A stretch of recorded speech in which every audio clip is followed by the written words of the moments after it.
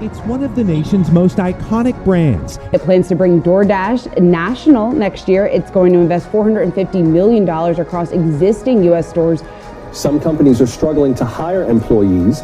Others are struggling to keep them happy. It's a great day for Starbucks. I feel like we have a number one draft choice.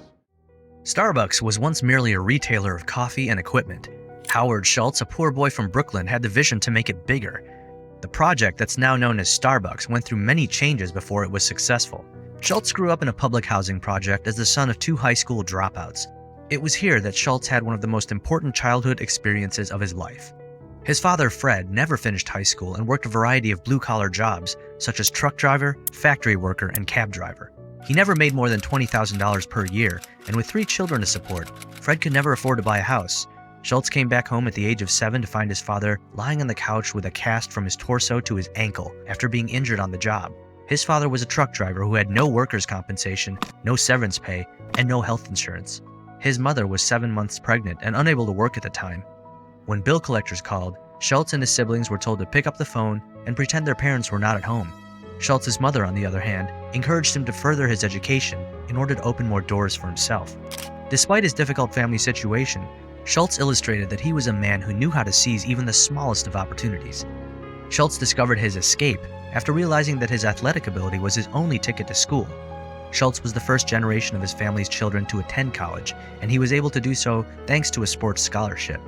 However, he injured himself during a football game at his college in northern Michigan and had to drop out. Following that, he began working as a bartender, and his financial situation was so terrible that he had to sell blood on occasion to make ends meet. Schultz was able to graduate from college and get a job at Xerox. It was more of a sales training program that prepared him for a career as a salesman. He also worked for a Swedish kitchenware company, but he didn't feel like he was living up to his full potential. Even after becoming the vice president and general manager of this company, he was unsatisfied. Schultz desired more than a $75,000 monthly salary, flashy cars, and vacations. He desired to create something of his own. He worked several jobs and gained experience after graduating from university in 1975. Schultz didn't really take off until he moved to Hammerplast, a home appliance company owned by the Swedish Perstorp Group. He was introduced to Starbucks for the first time at Hammerplast. The brand had been in operation for 4 years at the time, founded with the sponsorship of the owner, Alfred Peet. Schultz decided to learn about this profession after being impressed by his partner's passion and courage in choosing to sell something that could only appeal to a small segment of coffee-loving and gourmet customers.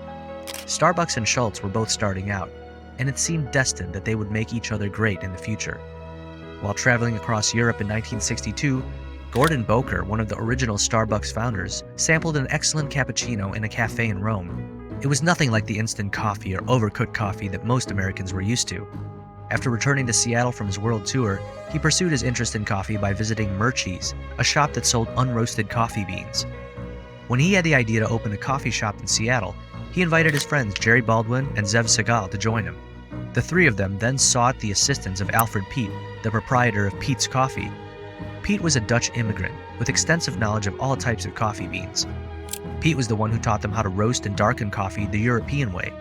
In 1981, Schultz became interested in Starbucks after noticing that a small business was purchasing far too many products, even more than Macy's. He couldn't help but go to their Pike Place Market store in Seattle. He discovered that Starbucks only sold retail coffee beans and provided a coffee tasting. Schultz's world changed when he tried a sample. He knew right away that this was his calling. Schultz contacted Jerry Baldwin and intended to convince him of how he could help Starbucks improve. The 3 of them were initially skeptical of Schultz, but they eventually let him on board. Schultz worked for Starbucks for a year after joining the team before being sent to Milan for an international event. There, he discovered the true meaning of a latte and returned to Seattle with the idea of converting Starbucks into a coffee house. This new idea did not sit well with the team's other 3 members. They wanted to keep Starbucks as it was originally intended, a retail shop selling coffee beans. At this point, Jerry Baldwin and his 2 friends were more interested in purchasing Peet's Coffee than in transforming Starbucks into something bigger. This business deal did not go well for Starbucks. It resulted in massive debts and brought the company alarmingly close to bankruptcy. Schultz then made the audacious decision to open Il Giornale, a coffee shop inspired by Italian coffee houses. However, in the 1970s and 1980s, that type of coffee culture was not widespread in the United States. Schultz's fortunes improved when he purchased Starbucks from Jerry and Company for $3.8 million. At the same time, Il Giornale began to thrive. Schultz led the company through rapid expansion while remaining socially conscious. Schultz set out from the start to create a different kind of company, one that delivers business excellence through a compassionate culture. During those early days, he established 2 landmark programs based on the fundamental belief that a company can only exceed expectations by sharing success with its employees and the communities it serves. For starters, Starbucks was among the first retailers to provide comprehensive health insurance to eligible full and part-time employees. Second, Starbucks provided partners with equity in the company in the form of bean stock. Schultz stepped down as CEO in 2000 to focus on international expansion as global chief strategist and chairman, after growing the company to over 3,000 stores and opening its first stores in Japan, China, and Europe. He returned as CEO in January 2008 to lead the company's transformation, bringing it to sustainable, profitable growth with a renewed emphasis on Starbucks coffee heritage, innovation, and the customer experience. Starbucks expanded from 15,000 to nearly 30,000 locations over the decade, including the groundbreaking Starbucks Reserve Roastery locations, community stores, military family stores, and a global agronomy center at Hacienda Alsacia. He expanded educational opportunities through the Starbucks College Achievement Plan, a first-of-its-kind program that provides partners with tuition-free online college education, and he committed to hiring tens of thousands of military veterans and spouses, opportunity youth, and refugees. There was one tense moment when Schultz was losing his company to large investors. Bill Gates, the billionaire co-founder of Microsoft, was present to provide emotional support to Schultz at that time in his life. Schultz was able to recover from the crisis and give birth to the Starbucks that exists today by raising some money from a group of small investors. Starbucks' fortunes have been overwhelmingly positive since that time. There have been a few setbacks, but none that the coffee giant could not overcome. Schultz's journey has included some luck, but it's also been the result of fierce determination and unwavering persistence.